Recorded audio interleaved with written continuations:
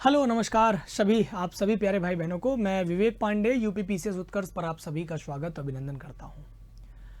आपने आरओ के एग्ज़ाम को लेकर के एक छोटी सी खबर सुनी होगी और ये खबर एकदम वायरल न्यूज़ है। बिल्कुल आप सभी तक इसका एक लेटर जारी हुआ होगा। जो लेटर आपको मेरे मस्तक के पीछे दिखाई पड़ रहा है बिल्कुल वैसा ही है। मैं भी आपको दिखाऊंगा, लेकिन मैं आपको उससे अलग कुछ बातें बताने के लिए यहाँ पर उपस्थित हुआ हूँ। वो बातें जो उसमें लिखी हैं उसके लिए मैं यहाँ पर उपस्थित नहीं हूँ। आप देखिए, मैं 3 प्रकार के प्रश्न आप सभी के बीच में लेकर के उपस्थित हूँ। उसकी बड़ी धूमधाम से चर्चा है।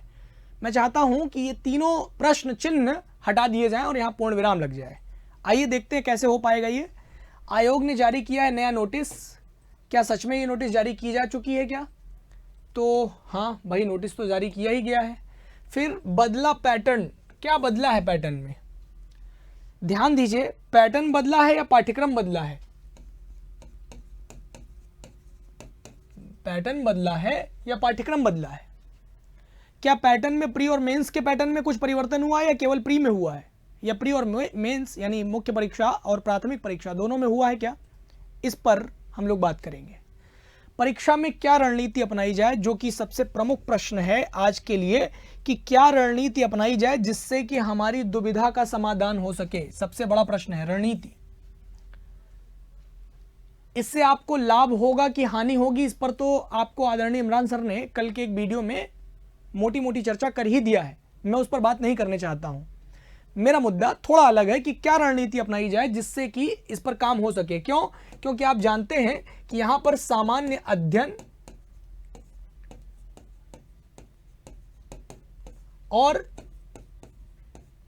हिंदी, इन दोनों के साथ आप इस प्रश्न पत्र को हल करने वाले हैं। तो आमूमन ये समझिए कि क्या हिंदी का रोल अब आप कैसे प्ले करेंगे, कैसे आपको इसको ग्रहण करना चाहिए, कैसे समझना चाहिए, बहुत ज़रूरी है। साथ ही साथ परीक्षा तिथि में क्या अपडेट किया गया है, ये बहुत ज़रूरी बात है। तो परीक्षा तिथि में क्या अपडेट हुए हैं? मूल तौर पर क्या परीक्षा तिथि दिसंबर से हट करके मार्च में जाने वाली है?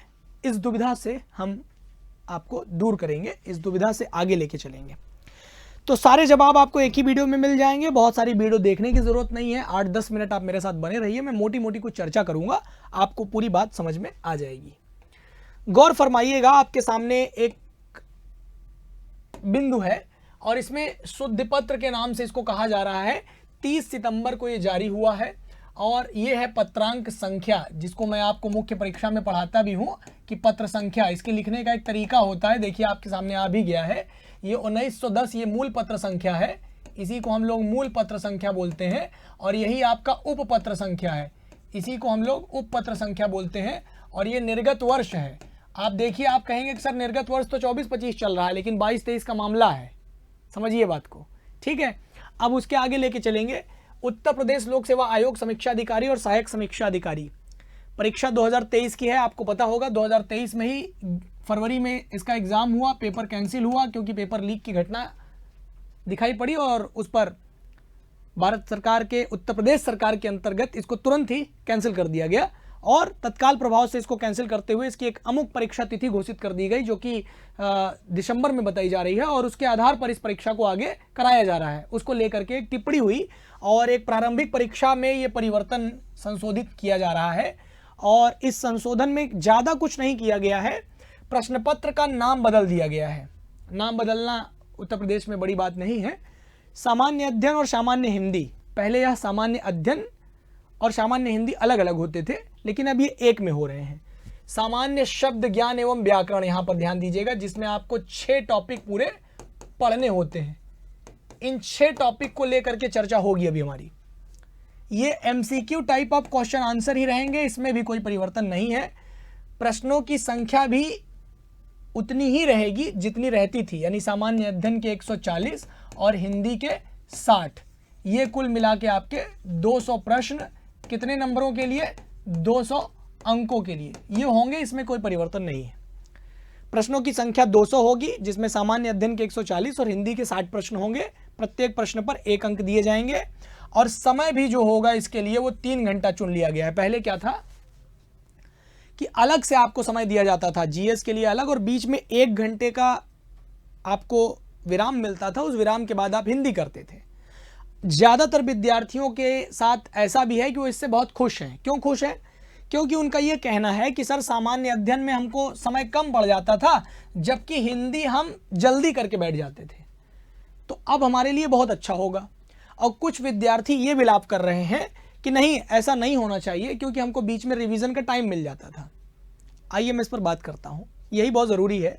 लेकिन साथ ही यहाँ पर मुख्य परीक्षा को लेकर के कहा जा रहा है कि मुख्य परीक्षा योजना एक विज्ञापन संख्या दी गई है, जिसकी एक तिथि दी गई है जो कि 9/10वां महीना 2023 के अनुसार आई थी, और साफ साफ कहा गया है कि मुख्य परीक्षा में कोई परिवर्तन नहीं है।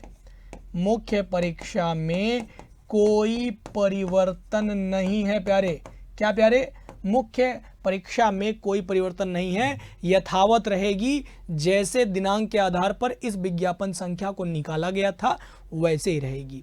ध्यान ये देना है कि प्रारंभिक परीक्षा और मुख्य परीक्षा के विषयों के संगत पाठ्यक्रम यथावत रहेंगे। यानी पाठ्यक्रम में कोई परिवर्तन नहीं हुआ है, पैटर्न में परिवर्तन किया गया है। और पैटर्न में केवल इतना किया गया है कि बीच के 1 घंटे के गैप को समाप्त कर दिया गया है। अब जरा इसका आपके ऊपर प्रभाव समझिए। सबसे बड़ा प्रश्न चिन्ह ये है कि सर इसका परिणाम पर, रिजल्ट पर क्या प्रभाव पड़ेगा? सर इसका रिजल्ट पर ईमानदारी से जान लीजिए कोई प्रभाव नहीं पड़ेगा।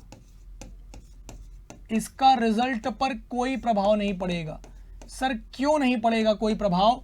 जब ऐसा होगा तो कुल मेरिट में 1-2 नंबर कम या ज्यादा हो सकते हैं, कम भी और ज्यादा भी, दोनों चीजें मायने रखती है, ध्यान दीजिएगा। अब आपको करना क्या चाहिए जरा समझिए। सर आपको करना ये चाहिए, करना क्या चाहिए, करना क्या है? तो आप 3-3 घंटे की सिटिंग लेने की आदत बना लीजिए, बैठने की आदत बनाइए। 3 घंटे बैठ करके लगातार अपने दिमाग को कंसंट्रेट करने का प्रयास करिए, क्योंकि अगर 3 घंटा मस्तिष्क आपका कंसंट्रेटेड ही नहीं है तो आप परीक्षा नहीं दे पाएंगे, आप अच्छा रिजल्ट, अच्छा परिणाम नहीं ले आ पाएंगे, ये तय मान के चलिए। ठीक है? किसी भी चीज़ के लिए युद्ध की तैयारी पहले करनी होती है। ठीक है? और अगर आप ये तैयारी पहले कर लेते हैं तभी आप इसमें सफलता अर्जित कर पाएंगे। तो ये मान के चलिए कि आप 3 घंटे इस परीक्षा को कैसे हल करेंगे। तो देखिए, अब यहां पर प्रश्न की प्रकृति के आधार पर आपको प्रश्न हल करने का तरीका बदलना पड़ेगा। हल करने का तरीका बदलना पड़ेगा। जैसे मान लीजिए, अब आप क्या करिए, आपके लिए सबसे अच्छा और सरल तरीका होगा, आप हिंदी के प्रश्न पत्र को, अब ऐसा तो है नहीं कि बीच में जीएस, बीच में हिंदी मिला करके दे देगा, ऐसा तो करने नहीं वाला है कि उसी के बीच में 5 सवाल जीएस के, 4 सवाल हिंदी के, 5 सवाल फिर पॉलिटी के, 5 सवाल फिर हिस्ट्री के, 3 सवाल हिंदी के, फिर 5 सवाल करेंट के, ऐसा तो करने नहीं वाला है। कंप्लीट एक पोर्शन जो कि जीएस का होगा और कंप्लीट एक पोर्शन जो कि हिंदी का होगा, बस पेपर एक साथ आ जाएगा, अलग अलग पेपर नहीं देगा आपको, एक ही बार में पेपर मिल जाएगा। ये फायदा है आपका।